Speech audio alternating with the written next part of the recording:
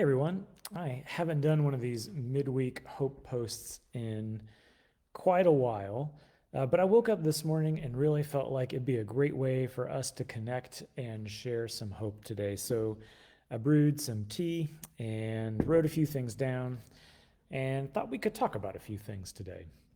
So it's become really popular to joke about how badly 2020 is going.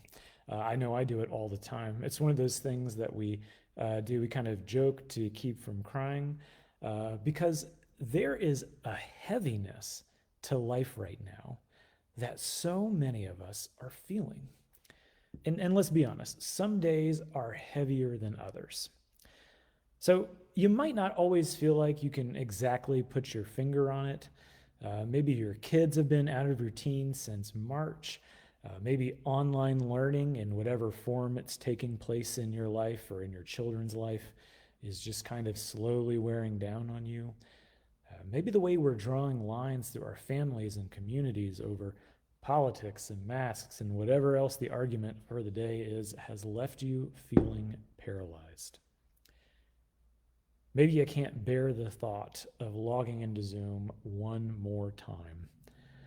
Or maybe it's something else. Feel free to say it out loud right now if you want to.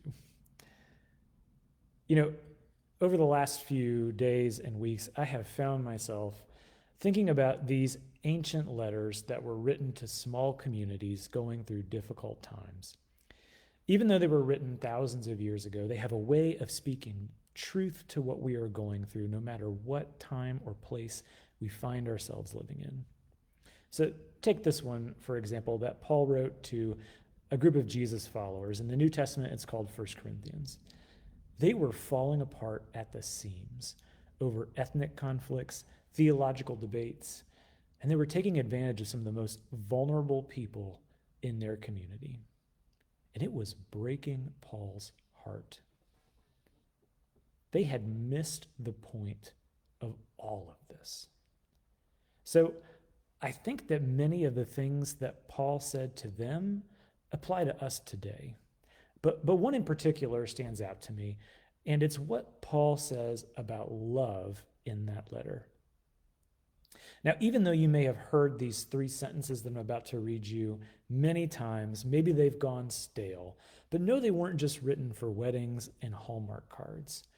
These three sentences are about some of the most important things in life, like living a life that is rooted and established in love. You know, love is one of those words that we can toss around carelessly. That's why I think it's so wonderful that Paul spells it out for us so beautifully, like he does here. Listen to what he wrote. Love is patient. Love is kind.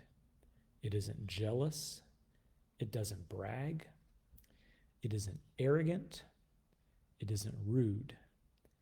Is not selfish. Isn't irritable. And does not keep record of complaints.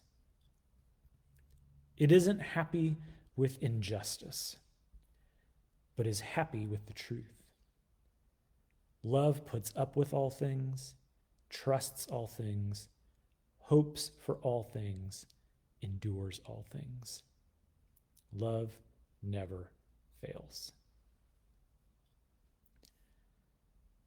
Paul looked at the confusing, complicated, and difficult situation that was bitterly dividing his friends, and he reminded them that love is where we begin if we want to see healing and peace return to our lives.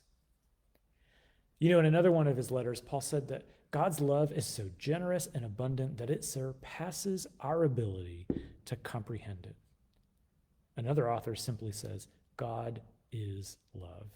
And that if we want to live in God, then we should live in love. And love looks like those things that Paul wrote about. So I guess the thing I'm trying to say here today is that we cannot overemphasize the importance of love. We cannot overemphasize it. We can't, not God's love, not our ability to practically live out this love in the world around us. And love is not just something that could bring healing and peace to a broken and fighting group of people 2,000 years ago. Love is the thing that can bring healing and peace to our world right now. And the exciting thing is, God chooses us to show love to the world.